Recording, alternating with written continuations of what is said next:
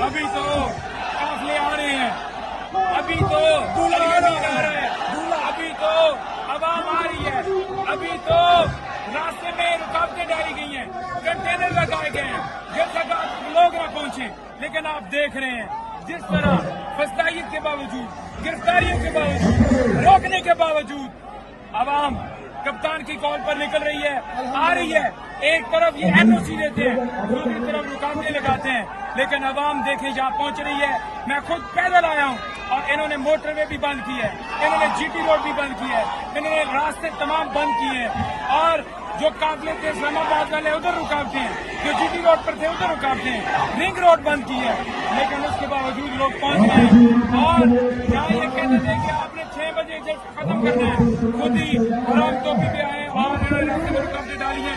आगे जलसा लेकर हम जलसा करेंगे, आवाम आएगी, जितनी मर्जी कप्तान के दीवाने कप्तान के चले और इंशाअल्लाह यहाँ पहुंचेंगे और जलसे को काम। अच्छा पंजोता साहब ये बताएं, जलसा मीनार पाकिस्तान में होना था और उन्होंने काना में जगह दी कि यहाँ लोग में भी ना पहुँच सके।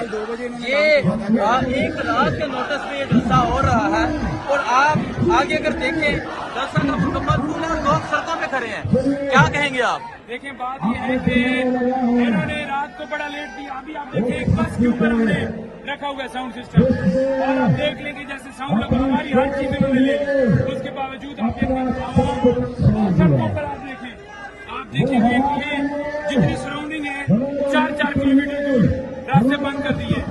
अब आपका समंदर तमाम रास्तों के इर्द गिर्द है, लेकिन लोग पैदल गांव से देहातों से होके आ रहे हैं।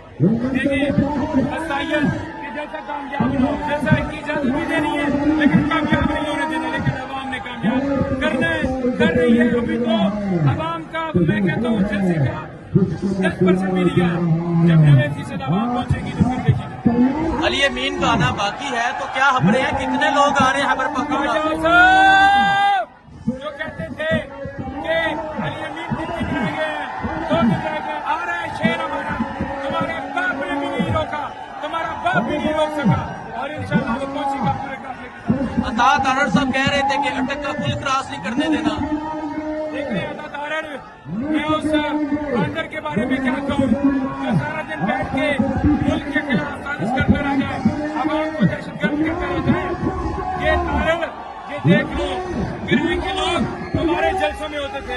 मरियम ने एक शर्त रखी कि जलसे के अंदर जो है वो जबरदस्ती लोग नहीं लाने चाहिए। असल में ये खुद जबरदस्ती लाते हैं, किराए पर लाते हैं। हमारे जलसे में आवाम बगैर किराए के, बगैर बिरयानियों के लालच से सिर्फ और सिर्फ निकलती है जिस मुल्क की खातिर, इमरान खान की खातिर। बहुत शुक्रिया जी, तो ये